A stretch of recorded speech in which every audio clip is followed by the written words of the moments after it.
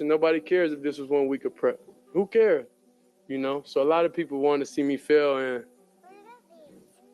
that ain't gonna happen. You know, it ain't gonna happen. I'm not gonna lie, I felt very relaxed. And half of that comes from preparing, studying, and knowing I got God on my side. So throughout all that, I had no worries. I didn't feel nervous or anything before the game because, you know, like, he took all my worries and everything away. I would say the thing is, I visualized everything during the week.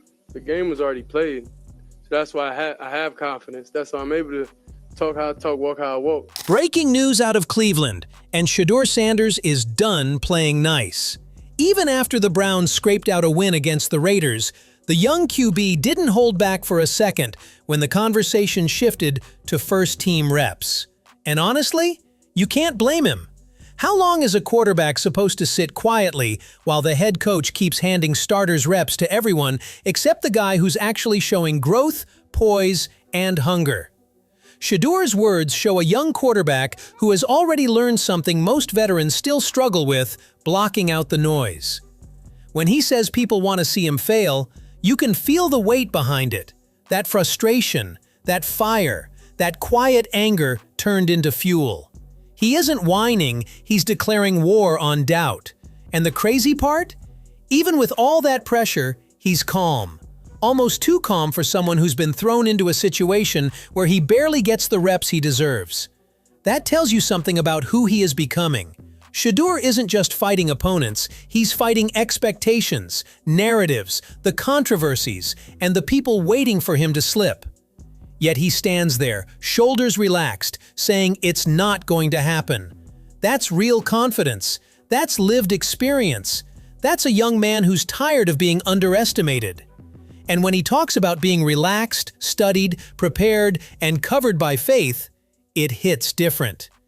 Because that kind of peace doesn't come from a perfect situation. It comes from surviving a messy one. Imagine going into a game knowing you haven't been given the proper first-team rhythm, knowing the reps weren't there, the system wasn't fully tailored to you, and still being calm, still being grounded, still feeling protected. That takes maturity far beyond his age. Meanwhile, Stefanski is out here acting like preparation doesn't matter, switching quarterbacks like he's flipping pages in a notebook. So how is Shedeur this composed when the coach responsible for his development can't even give him the consistency he's earned? How do you relax when the man calling the shots keeps creating chaos? Maybe Shedeur's peace isn't confidence in Stefanski. Maybe it's confidence despite Stefanski. And when he says he already visualized the game before it happened, that's the part that should make Stefanski uncomfortable. Because it shows Shedeur is doing work behind the scenes that the coaching staff should be helping him with, not leaving him to figure out alone. If the game was already played in his mind, then why isn't the coach giving him the reps that match his preparation? Why does a young quarterback have to rely on visualization to make up for the physical reps he never gets? Why does Shedeur believe in the process more than the man running the process? That should tell everyone something. Shedeur isn't just preparing, he's carrying himself like someone who knows he's destined for more, even if his own coach can't see it yet. And honestly, how long before that tension comes to the surface? How long before people start asking whether Stefanski is holding back the very player who's proving he's ready to lead? I was a fifth-round pick. I got skipped by everybody at least 5 times. So it's game. You know, it is what it is. But I'm just thankful for where I am now. You know, I don't. Everybody have their differences. But I still got an opportunity to play. So why can't I be mad? You know, money different, but thankfully I have a good family. You know, so it is what it is. We're not playing for that. We're playing for the love of the game. So I'm just thankful to be out here, have an opportunity, be able to go and play. Go out there and play, go out there and start. Like, you don't know how surreal, you know, that feeling is, knowing that you have the responsibility of the Browns organization on your shoulders, you know. Having all the fans, you know. Everybody in here arguing with each other online and everything. Everybody have their differences about me. It is what it is. Shedeur's words show a young man who got humbled by the draft, but never broken by it. Being skipped this many times isn't something you just brush off. That's the league telling you they don't believe in you, that you're not their guy, that your name doesn't hold the same value as others. And yet here he is, standing on an NFL field, playing with heart, talking with maturity, and carrying himself like someone who should have been picked much higher. The league misjudged him. They looked at the wrong things, they listened to the wrong voices, and they let a quarterback with real hunger slip right through their fingers. And now, all those teams have to watch him grow in front of the whole world, knowing they made the wrong choice by skipping him again and again. That's not just a mistake, that's a system failure. Because how does a player with this level of composure, gratitude, and leadership go in the 5th round? How do you miss that kind of character, that kind of mindset? The league should be embarrassed that they let him fall that far, when so many players with half the drive and none of the humility were taken before him. And the crazy part, the Browns aren't off the hook either, because even after they got him, they still acted like he wasn't ready. They still held him back. They still waited too long to let him take control, and it cost them real games. You can hear it in his voice. He is thankful. He loves the game. He's grateful for the chance, but he also knows what it means to carry a whole franchise on his shoulders. And he's doing it now. So why didn't Cleveland trust him earlier? Why did they waste weeks running in circles with quarterbacks who didn't have the same focus, the same preparation, the same heart? How many games would they have won if they had believed in him from the start? How many times did they choose experience or familiarity over actual talent? It took injuries, pressure, and chaos for the Browns to finally see what they had right in front of them. And that delay might be the difference between a winning season and a wasted one. Shedeur isn't the problem. The question is, why did it take the Browns so long to realize it? I couldn't tell you I'll be here. You know, God, the only way I'm able to even get through everything, you know, being able to see my family, that was important, and I'm happy that I was here to be able to witness it. But without God, nothing possible, honestly. And I mean that truly and dearly. And everybody starts different places. And like I say, just because I didn't get the summer reps, you know, just because I wasn't in a... Tell it like it is. Tell it like it is. Nope, he ain't get him.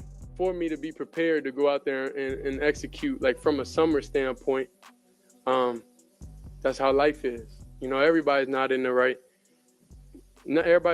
best situation, you know, but it's no excuse. You got to go out there and perform. Like, there's no choice, there's no question. Shedeur's mindset here shows a young quarterback who understands something his own coaching staff still hasn't grasped. Greatness isn't about perfect conditions. It's about rising in spite of the conditions. He's leaning on faith, on family, on inner strength, just to survive a situation where the preparation he should have gotten was never given to him. Instead of complaining, he turns it into accountability. He carries himself like someone who knows the world won't feel sorry for him, so he won't feel sorry for himself either. And honestly, that level of maturity is rare.